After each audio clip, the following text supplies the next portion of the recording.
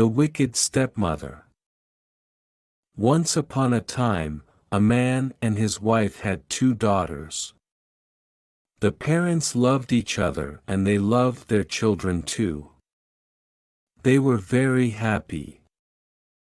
Then one day, the woman died. The husband and his 2 daughters cried for a long time. They were very sad now. After a while, the man thought, I can't cook food for my children and fetch water from the river. I need a wife, and my children need a mother. He began to look for a wife, and soon he found one. She was a beautiful young woman, and the man fell in love with her. Please marry me, he said.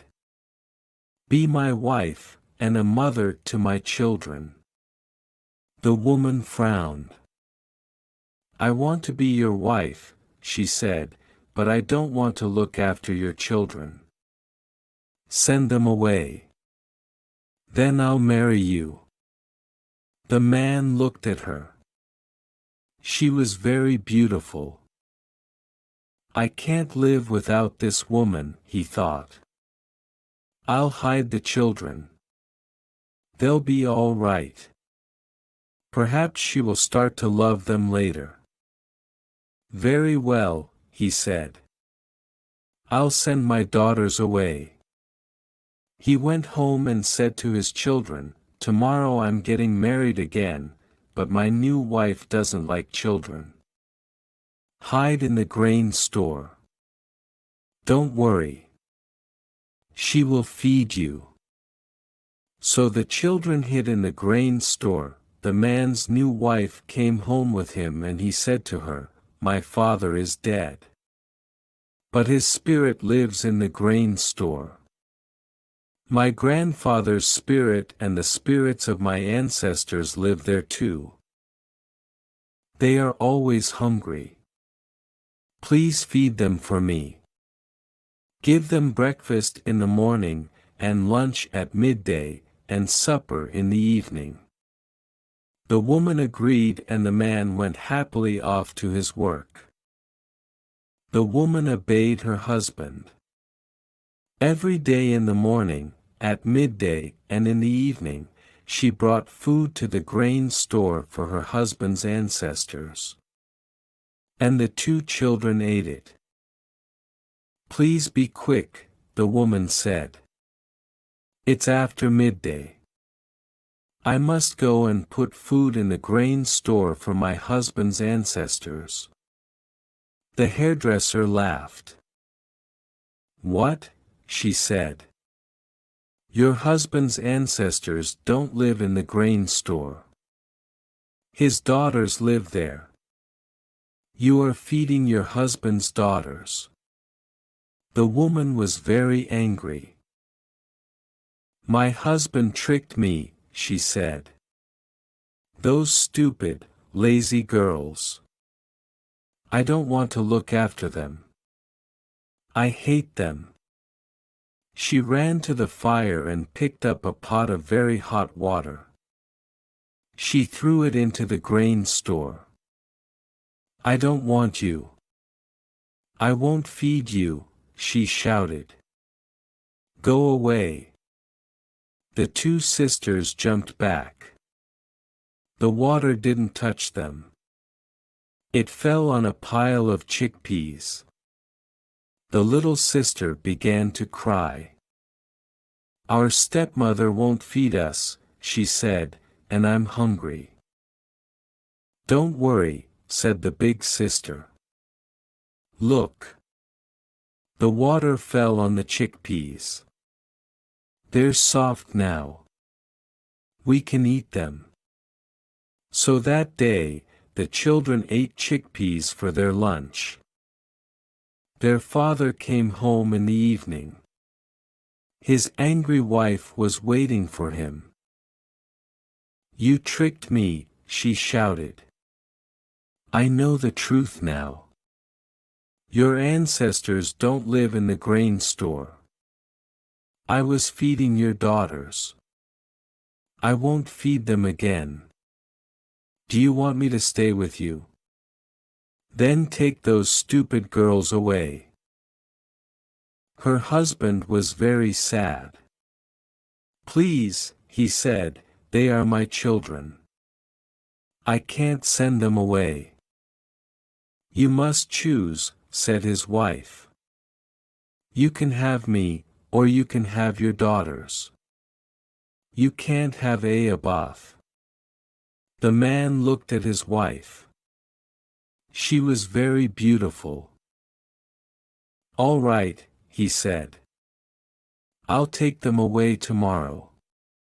Early the next morning, he woke his daughters. He took them with him into the forest.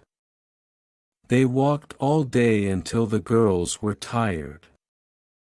We'll stop here, the man said at last, and sleep. The girls lay down under a tree. Their father lay down between them. Soon the girls were asleep. The man stood up and looked for a thick branch. He found one and put it between the girls. They'll feel it in the night, he thought. They'll think that I am with them. Then he went away and returned to his wife. In the night the girls woke up. What's that noise? The little one said.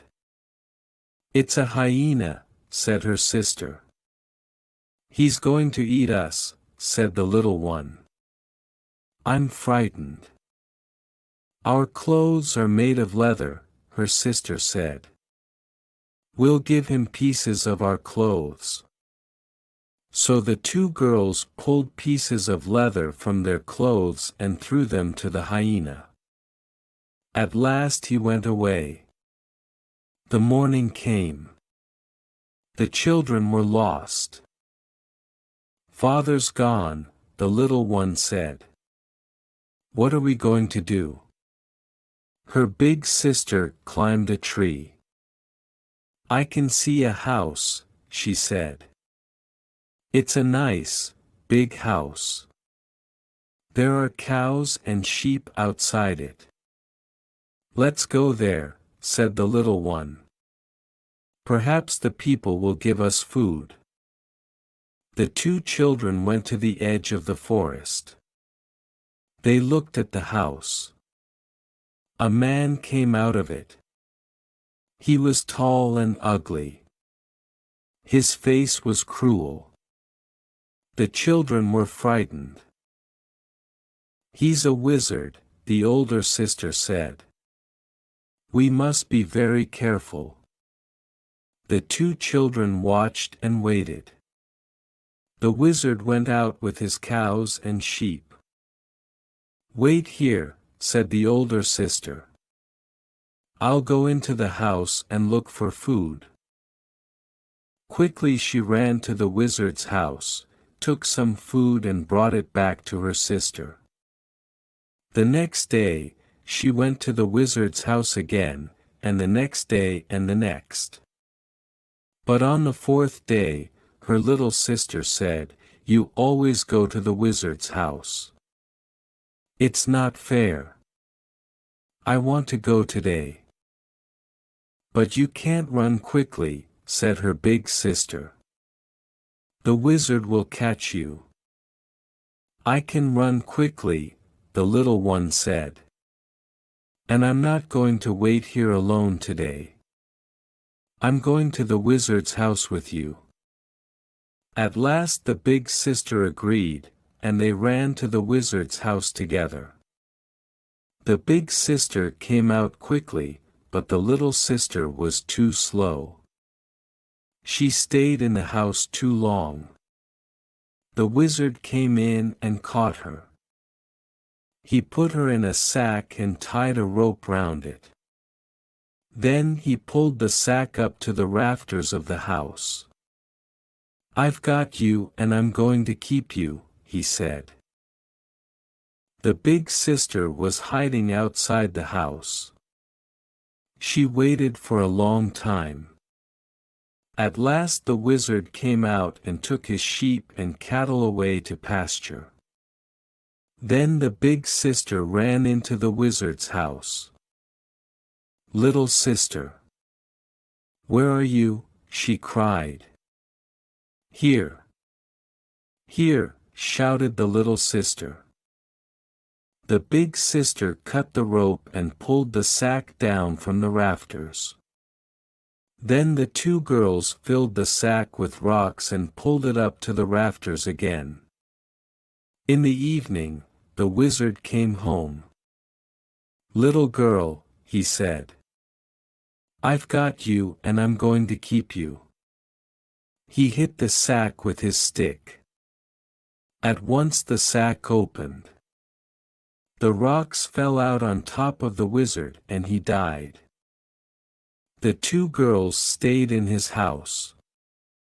They looked after the cows and the sheep and they were very happy. If you enjoy our content, please like, share, and subscribe for more videos. Your support means the world to us.